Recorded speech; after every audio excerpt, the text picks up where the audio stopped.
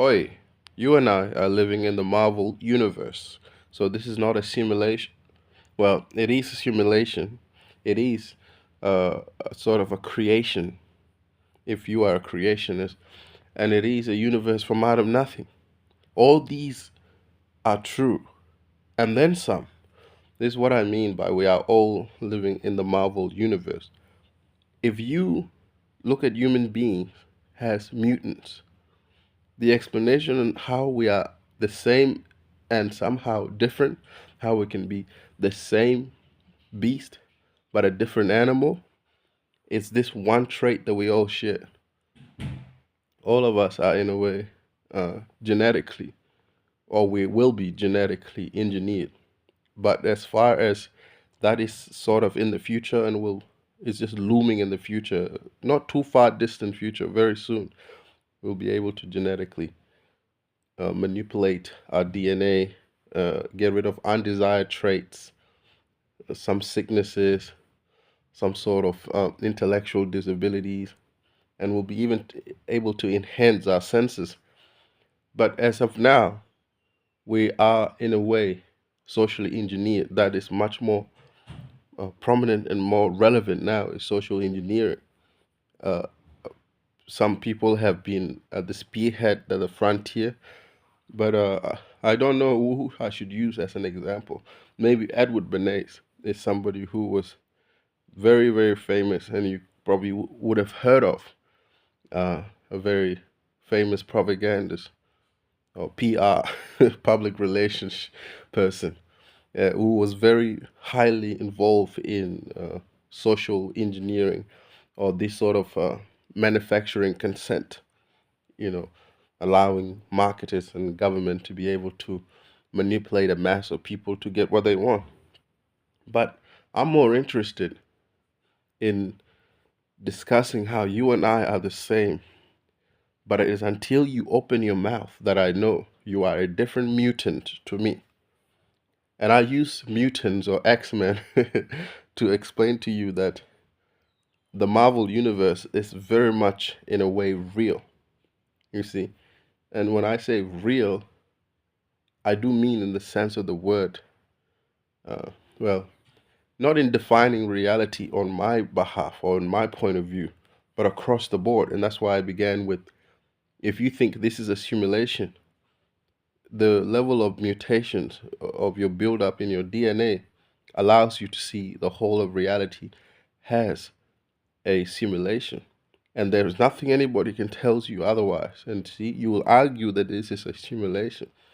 If you believe somebody who's a creationist, that this whole universe was created by a special, uh, what is the word, omniscient sort of creature or being, then there is nothing any other mutant can say, you know, to disregard or invalidate your worldview, your reality of creationism. And if you think this came from the Big Bang Theory 14 billion years ago, and this is all arbitrary, it's random, it came from nowhere, it's going nowhere, and it's empty and it's nothing, the mutations of your DNA and your perception of reality allows you to see it like that. You see, you are a mutant now who sees the universe in a sort of a dream, uh, that it is very much possible that that is how it originated. You see, all these mutants are saying the same thing. They are expressing how they have conceived reality to have come to be, but in their own sort of uh, genetic makeup and their own illusion and delusion.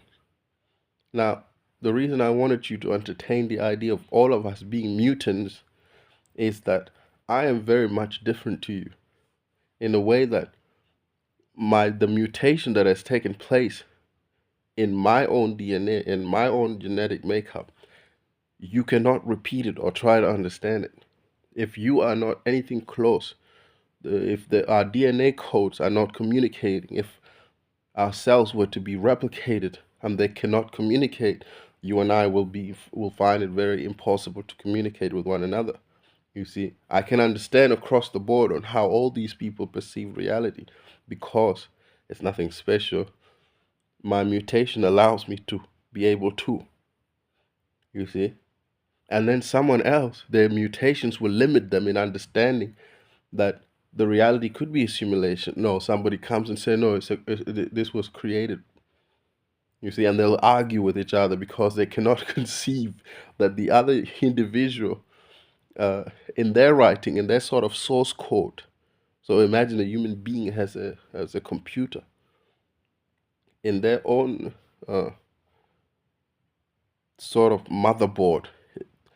The idea of a simulation is heard, processed, and it's thrown away, disregarded, thrown into the bin. Click, click, click, thrown into the bin. It's useless to them. It makes no sense, and it cannot compute with their whole makeup. You see, so it is rejected by that computer. Certain uh, mutations allowed human beings to be able to reject any input that is put there.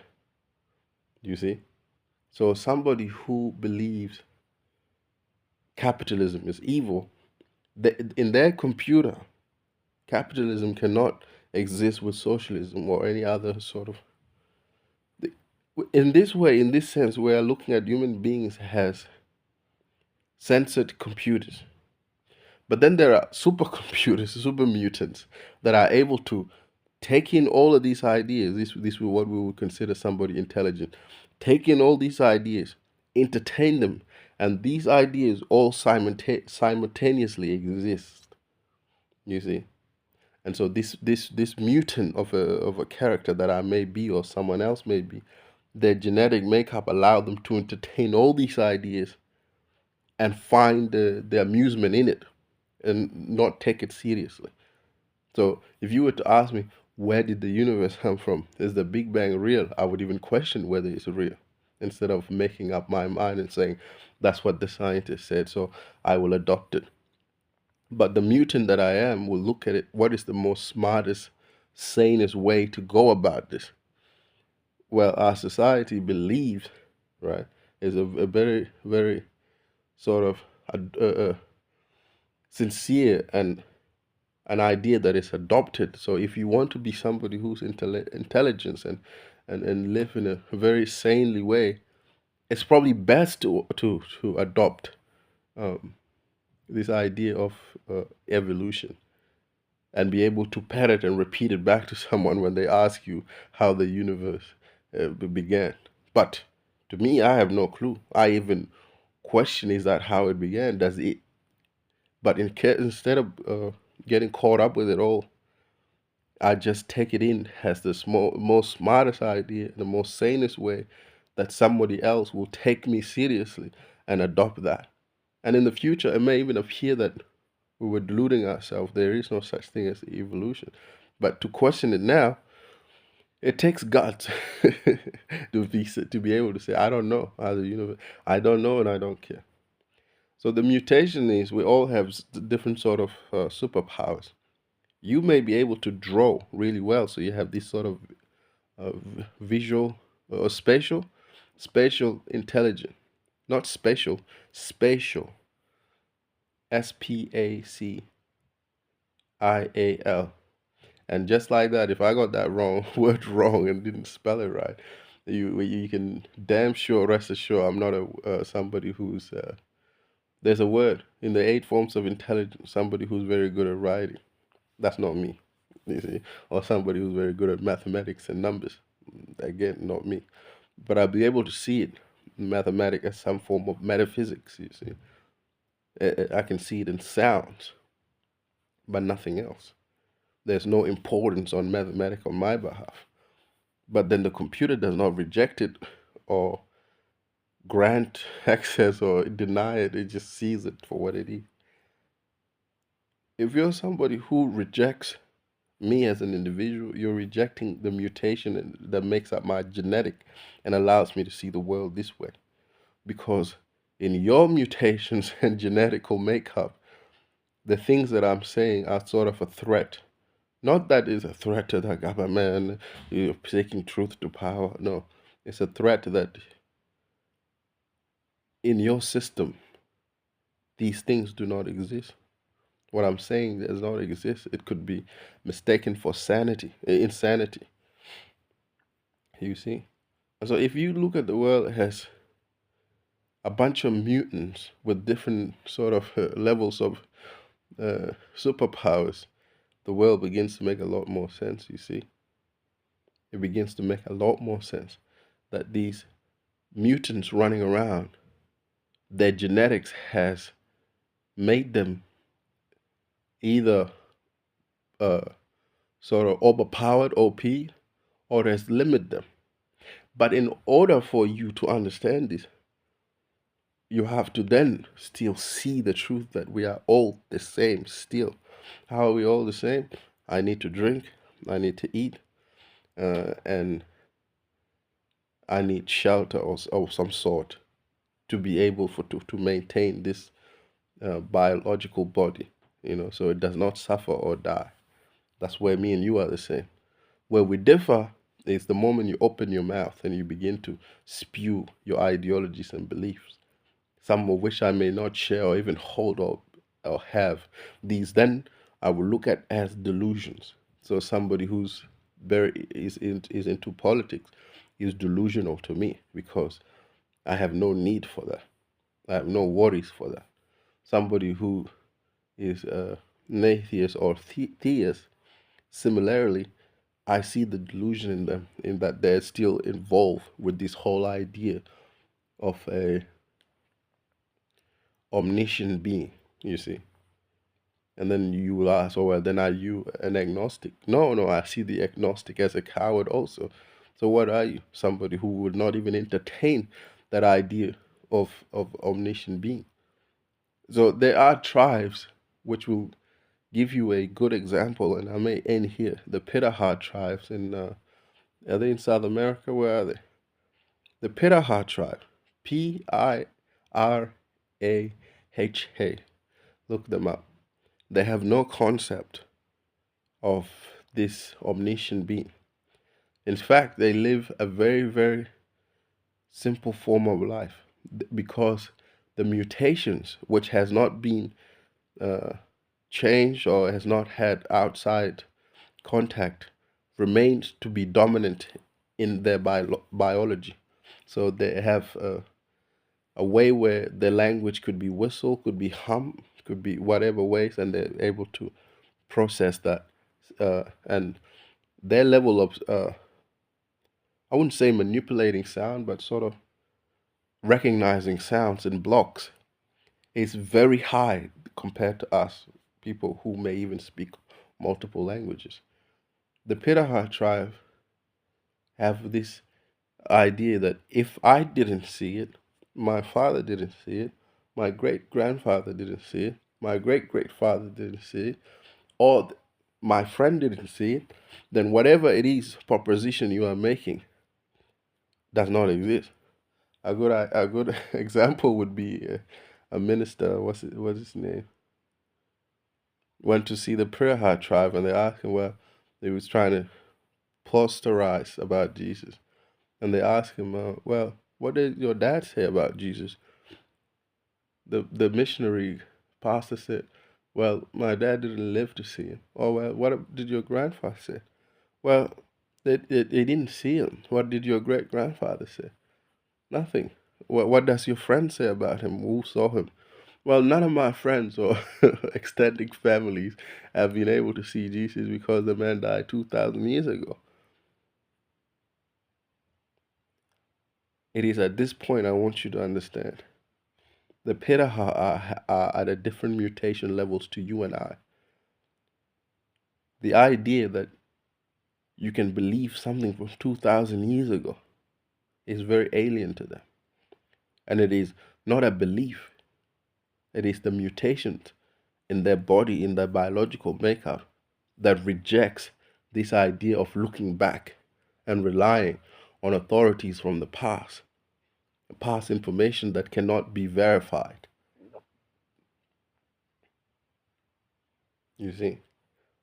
And so it is with the same mutation that allows me to be able to say things in such a way and convey them in a very simplistic manner, that if somebody was to come along who shares a certain a type of genetic makeup to me, this language that I'm using is in a way simple to them, and there's nothing to read into what I'm saying. There's nothing to discuss, there's nothing to argue. In fact, they understand, and they would want to disregard me for life. And that is the highest thing they could do for me, is to actually forget about me. Make me uh, somebody who just got lost in the wind, and allow me to be lost in my own way instead of trying to find meaning to what I'm saying. This sort of a twin flame kindred spirit, to use your terminologies to make a bit more sense. And so I make these videos with the realization that my genetic makeup and mutation will make me misunderstood, but not in a wrong way that I'm trying to convey something of meaning or something for you to attain or understand. No, not in that way. Or for you to promote me as I am saying something important. Not in that way. The mutation that makes up my genetic is, in a way, trying to find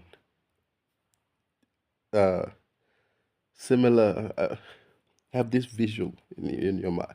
Cells connecting with other cells to communicate, to create a larger organism. So, me, I'm this little blob of a cell, involuntarily being a puppet to nature, creating these videos, right?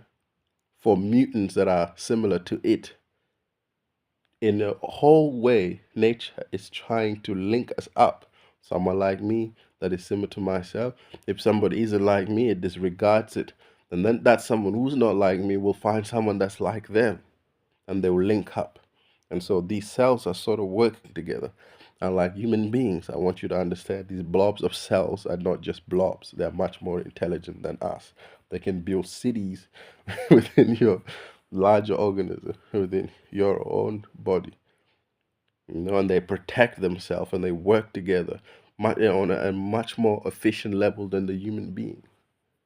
You see, the cells have a clear understanding that my survival depends on the next cell next to me.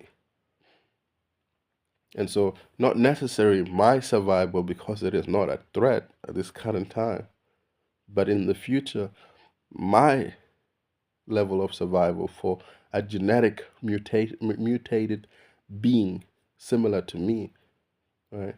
Its survival depends on the other cells that is similar to it, the other human being that has gone through these genetic mutations and it is able to understand me uh, very clearly without fault. So if I say life is meaningless, but that makes it beautiful, you see, because you can do whatever you want, and that you have no obligation.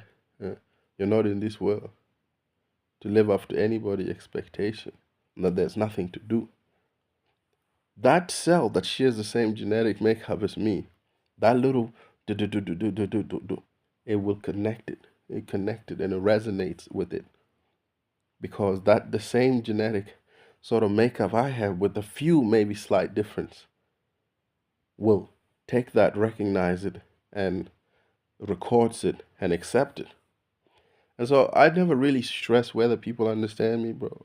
What I'm saying will either make sense to you, and if it does, I always say run, because you will find that you will find a home in me in a way. But if it doesn't make sense, I say to you, uh, use me as sort of an amusement button, somebody you can laugh at and feel good about yourself and think, oh, this person is so different to me. If I can't understand him, I'd rather laugh at him.